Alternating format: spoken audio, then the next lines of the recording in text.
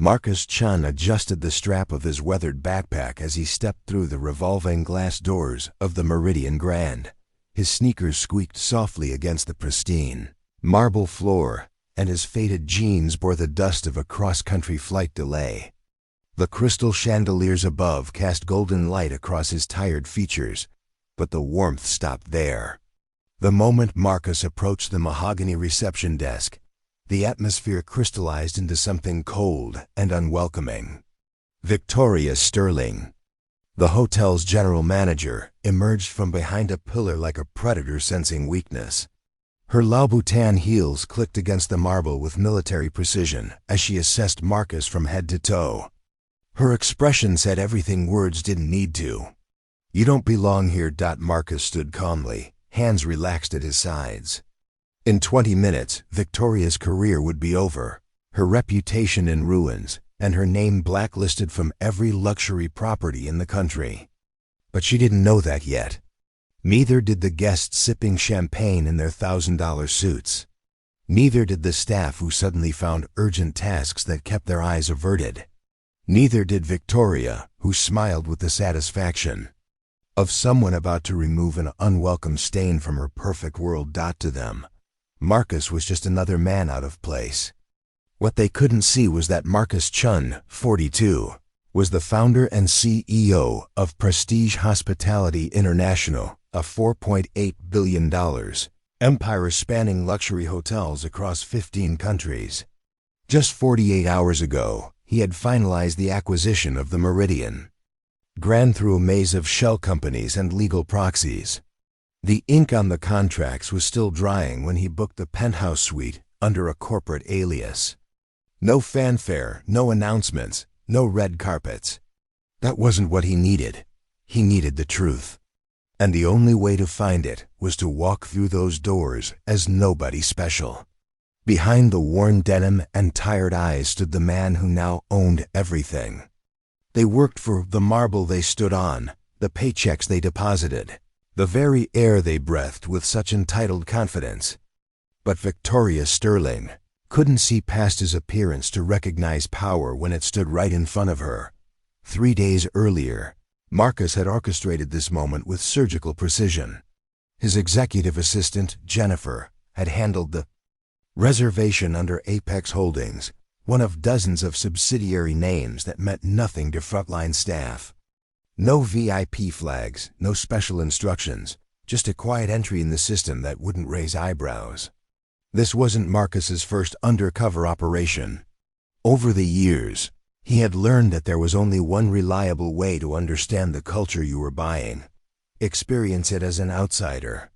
Walk in unannounced, unrecognized, and see how your future employees treated people they thought didn't matter. The plan was elegantly simple. Observe, document, test, not as a CEO with unlimited power, but as an ordinary traveler with no influence at all. If a hospitality system revealed its true nature when it thought no one important was watching, then Marcus wanted to see exactly what kind of nature he had just purchased. This wasn't a casual visit, it was a controlled experiment. And he was about to discover who would pass and who would fail. The leather jacket Marcus wore was genuinely worn at the elbows, purchased years ago when he was still working 18-hour days to build his first hotel from the ground up. The backpack was scuffed from real travels, not manufactured to look distressed. His appearance wasn't a costume, it was a window into who he had been before success changed how the world saw him. As Marcus crossed the lobby, conversations didn't stop, they shifted into whispers. A woman in pearls nudged her companion and nodded in his direction. A man in a tailored suit folded his newspaper and watched Marcus's progress with barely concealed disdain. Near the fireplace, someone muttered just loud enough to be heard. Security really needs to check who they let in here. The hostility wasn't aggressive or loud. It was something far more insidious: the quiet, systematic exclusion of someone who didn't fit their image of who belonged in this space. Every glance, every turned shoulder, every strategic pause in conversation was a small act of social violence designed to make him feel unwelcome. Marcus absorbed it all, cataloging each interaction like data points in a research study. This wasn't about his feelings, it was about understanding the institutional culture that would soon be under his direct control. At the reception desk, a young clerk named David hesitated when he saw Marcus approach. His fingers hovered uncertainly over the keyboard, as if unsure whether to offer standard customer service or wait for someone else to handle what might be a situation. He never got the chance to decide. Victoria Sterling materialized beside the desk like a storm cloud, her presence immediately commanding the space. She didn't speak to Marcus directly at first. Instead, she positioned herself between him and David, a human barrier designed to communicate hierarchy without words. "This is a private establishment," she said finally, her voice carrying the authority of someone accustomed to unquestioned obedience. "We don't accommodate walk-ins." Marcus met her gaze without flinching. "I have a reservation." Marcus Chun, under Apex Holdings. Victoria didn't move toward the computer. Didn't ask David to check the system. Didn't even pretend to consider the possibility that Marcus might be telling the truth. Instead, she tilted her head slightly, studying him like a curator examining a piece that clearly didn't belong in her gallery. "I think you may have the wrong hotel," she replied smoothly. "You might be more comfortable somewhere, less particular about standards." The words landed with surgical precision, designed to wound while maintaining plausible deniability. Around them, the lobby's background noise shifted as guests and staff tuned into the developing drama. A soft chuckle rippled from somewhere near the bar. A guest leaned over to his companion, whispering something that made them both smirk. Another pulled out their phone, angling it discreetly in Marcus's direction. Marcus didn't react. His expression remained neutral, his posture unchanged. But internally, he was building a case not against Victoria specifically, but against the culture that had created her and the system that enabled her behavior. "I'd appreciate it if you would check your reservation system," Marcus said evenly. Victoria's smile could have cut glass. "There's really no need. I'm quite certain you don't have a reservation here." The dismissal was absolute, delivered with the confidence of someone who had never been challenged, never been wrong, and never faced consequences for being both. Behind the reception desk, David's hands trembled slightly as he watched the interaction unfold. Something felt wrong about the situation, but Victoria Sterling was his boss, his evaluator, the person who controlled his career progression. Challenging her in front of guests would be professional suicide. Marcus noticed David's internal struggle, the way his eyes darted between the keyboard and Victoria's face, the way his mouth opened slightly as if to speak before closing again in resignation. Here was someone caught between doing right and doing what was safe. "Ma'am," David said quietly. "Should I check the no need?" Victoria cut him off sharply. Mr. She looked at Marcus expectantly. "Chun. Mr. Chun won't be staying with us tonight, or any other night." She turned toward the security station and pressed a discreet button. Across the lobby, 2 uniformed guards began moving in there. Direction. Marcus reached into his jacket and withdrew a matte black American Express Centurion card, placing it gently on the marble counter. The card's weight and distinctive design were unmistakable invitation only. No spending limit, reserved for the financial elite. Victoria glanced at the card and laughed, a sound like breaking crystal. "Anyone can buy a fake online these days," she said loud enough for the gathering crowd to hear. "The lengths some people will go to." A collective intake of breath swept through the nearby guests. Someone near the elevator whispered, "Oh my God." Even the approaching security guards exchanged uncertain glances. Marcus left the card where it was. He didn't argue, didn't protest, didn't try to prove his legitimacy. Instead, he spoke quietly, his words carrying a weight that had nothing to do with volume. "I'm asking you one final time to check your reservation system." Victoria didn't respond to Marcus. She turned to the security guards who had now reached the desk and spoke with crisp authority. "This gentleman is impersonating a hotel guest and attempting to use fraudulent payment methods. Please escort him from the property immediately." The words hung in the air like an accusation, and a verdict rolled into one. Around the lobby, phones lifted to capture the moment. Guests positioned themselves for better views. Staff members found urgent tasks that happened to require their presence in the immediate area. Marcus didn't resist as the guards moved to either side of him. He didn't argue or plead or demand to speak to a manager. He simply walked toward the exit with the same quiet dignity he had maintained throughout the entire encounter. As they reached the glass doors, Victoria's voice followed them, projected for maximum audience impact. "This is exactly why we maintain standards. We simply cannot allow our legitimate guests to be harassed by individuals attempting to gain access through deception." The lobby erupted in approving murmurs. Several guests nodded their agreement. One elderly man actually applauded. Marcus walked into the cool night air, leaving behind a room full of people who believed they had just witnessed justice being served. They had no idea they had actually witnessed the opening act of their own downfall. Outside the hotel, Marcus stood beneath the golden Meridian Grand signage and pulled out his phone. The night air carried the sounds of the city, but his voice remained perfectly calm as he spoke. "Jennifer, initiate emergency board protocol. Conference call in 15 minutes, and send the press release." There was a pause on the other end of the line. "All of it, sir? Every word. And make sure our media contacts have photographs of tonight's reception." As Marcus ended the call, he wasn't thinking about revenge. Revenge was emotional, impulsive, satisfying in the moment, but ultimately hollow. What he was planning was something far more surgical. Accountability. Inside the hotel, Victoria Sterling was accepting congratulations from several guests, basking in the approval of people who shared her particular vision of who deserved respect and who didn't. Near the bar, someone bought her a drink to celebrate maintaining standards. At the fireplace, an older couple nodded approvingly and commented on the importance of keeping the riffraff out. But behind the reception desk, David sat staring at his computer screen, unable to shake the feeling that something had gone terribly wrong.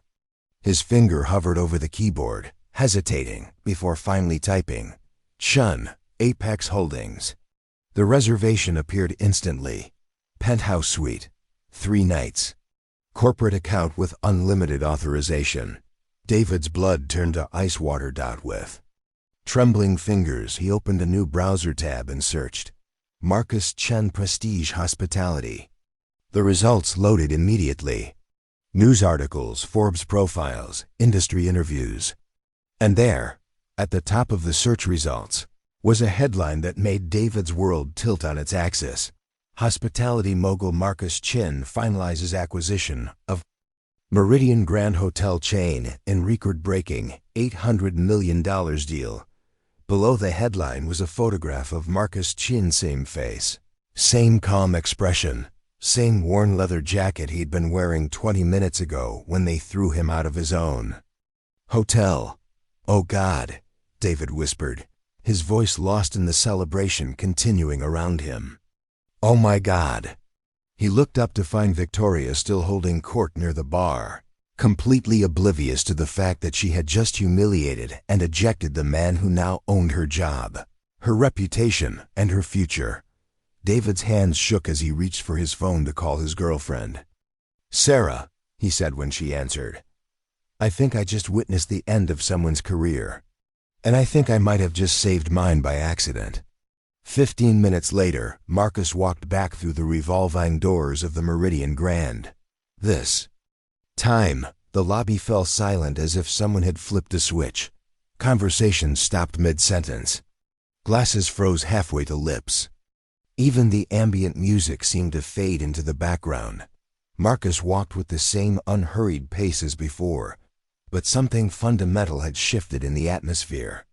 Recognition flickered across faces as guests began to realize they were seeing something unprecedented unfold in real time. He approached the reception desk where David sat rigid with terror and Victoria stood frozen in confusion. "I believe," Marcus said calmly, "my reservation should be easier to locate now." David's voice cracked as he responded, "Yes, sir. Penthouse suite, 3 nights, all amenities included. I have your keys ready." The simple exchange carried the weight of revelation. Around the lobby, the guests who had been so entertained by Marcus's earlier ejection now found themselves witnesses to something far more complex and troubling. Victoria's face had drained of color, but she rallied with the desperate energy of someone watching their world collapse. "Who are you to waltz in here? And I'm Marcus Chen," he interrupted quietly, placing a simple business card on the counter. "CEO and founder of Prestige Hospitality International. As of 2 days ago, I own this hotel, this building, and the contract that employs every person in this room." The silence that followed was deafening. Victoria stared at the business card as if it might spontaneously combust. Around the lobby, phones began buzzing with notifications. The story was already breaking online, complete with photos and video. Clips that painted a very different picture than the one Victoria had tried to create. "That's impossible," Victoria whispered, but her voice lacked any conviction. Marcus pulled out his phone and placed it on the counter, speaker activated. "Jennifer, are you there?" "Yes, Mr. Chun. The board is assembled and ready for your report on the Meridian Grand Assessment." A voice from the speaker, clear and unmistakable. "Mr. Chun, this is Patricia Williams, chairman of the board. We've been monitoring the situation and are prepared to implement immediate changes to hotel management, as per your recommendations." Victoria's knees nearly buckled. The lobby had become a courtroom, and she was suddenly the defendant in a trial she hadn't realized was taking place. Marcus looked directly at Victoria for the first time since returning. Effective immediately, Victoria Sterling's employment with Prestige Hospitality International is terminated. Security will escort her from the property, and her access cards will be deactivated within the hour. The words weren't spoken in anger or satisfaction. They were delivered like a medical diagnosis, professional and final. From the speaker, Patricia's voice continued, "HR has been notified. Severance will be calculated according to standard termination procedures. Security has been authorized to escort Ms. Sterling from the premises."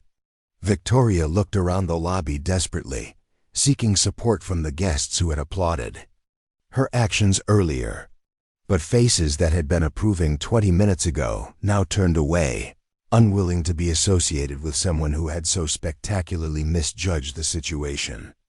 "This is a setup," Victoria said, her voice rising with panic. "You planned this whole thing." Marcus met her gaze with calm steadiness. "I planned to see how my employees would treat someone they thought didn't matter. You showed me exactly what I needed to know." As Victoria was escorted from the building by the same security guards who had removed Marcus, the lobby erupted into chaos. Guests pulled out phones to document the unprecedented reversal. Staff members huddled together, whispering urgently about what this might mean for their own jobs. But Marcus wasn't finished. "David," he said, turning to the young desk clerk who had been caught in the middle of the entire situation. David stood shakily, expecting to be fired alongside Victoria. "You hesitated," Marcus continued. "You knew something was wrong, but you were afraid to challenge authority. That tells me 2 things. First, that you have good instincts. Second, that you've been working in a system that punishes people for doing the right thing." David nodded, unable to speak.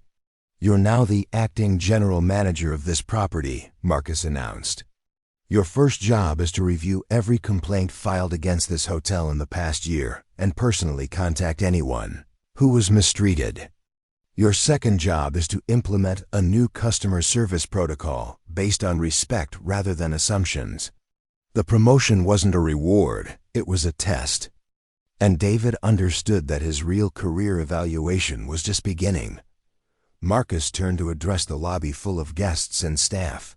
"I didn't come here to play gotcha or to humiliate anyone for social media content. I came here because I needed to understand what kind of culture I was buying. What I discovered was a system that judges people based on appearance and treats customer service as a privilege to be earned rather than a right to be respected." He paused, letting his words sink in. "That changes today. This hotel will serve everyone with dignity, or it won't serve anyone at all." Within hours, the story had exploded across social media. The hashtag Meridian Truth trended on Twitter as users shared their own experiences of being judged or mistreated based on their appearance. The original video of Marcus being escorted out, now contrasted with footage of Victoria's termination, became a viral sensation. But Marcus wasn't interested in internet fame. The next morning, he stood in the hotel's conference room with the entire staff assembled.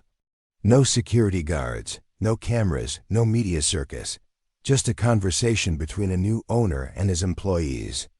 "I know you're all wondering about your jobs," he began. "Let me be clear.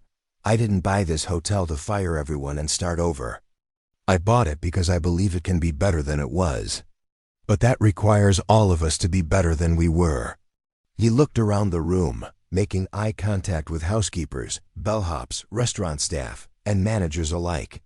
"I started in this industry by cleaning bathrooms and carrying luggage. I worked my way up because people gave me chances to prove myself. This hotel is going to be a place where everyone gets that same chance, regardless of what they look like or where they come from." A housekeeper in the back row raised her hand tentatively. "What about the customers who expect us to treat them as more important than other customers?" Marcus smiled, the first genuine smile he had shown since arriving at the hotel. "Any customer who expects you to treat other customers poorly is not the kind of customer we want. Our job isn't to validate people's prejudices. Our job is to provide exceptional service to everyone who walks through those doors." The room was silent as the staff absorbed this revolutionary concept, a luxury hotel that defined luxury as respect rather than exclusivity. "There will be changes," Marcus continued, "but there'll be changes toward dignity, not away from it. Anyone who can't embrace that philosophy is welcome to find employment elsewhere. Anyone who can embrace it will find opportunities here they never imagined possible."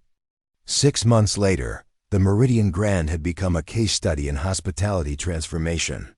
Customer satisfaction scores had reached all-time highs. Staff turnover had dropped to nearly zero. Revenue had increased by 35% as word spread about. A luxury hotel that actually treated its guests like valued human beings.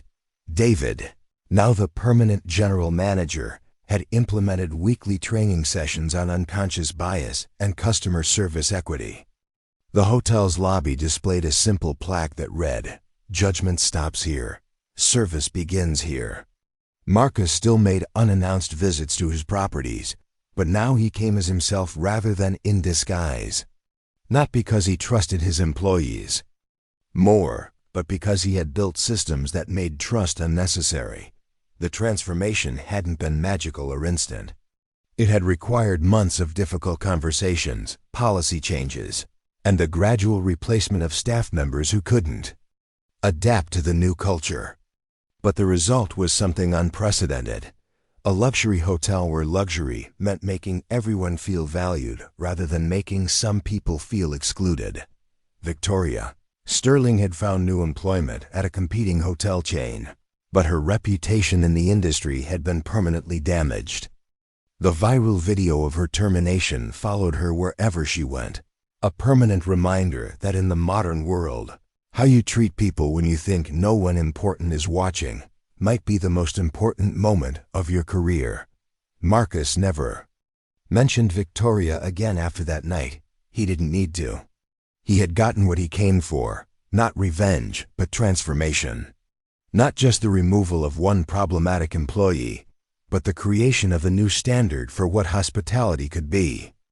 story of the Meridian Grand became legendary in hospitality circles, but not for the reasons people expected. It wasn't remembered as a tale of comeuppance or viral justice.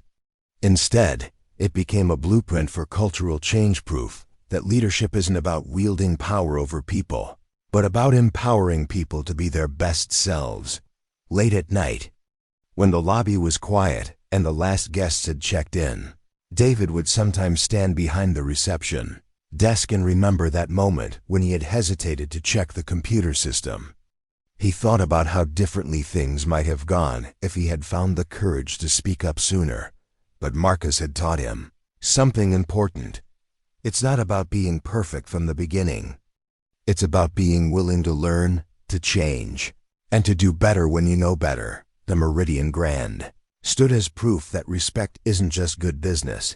It's the only sustainable business model in a world where everyone carries a camera, and every interaction has the potential to become a public lesson in how we treat each other.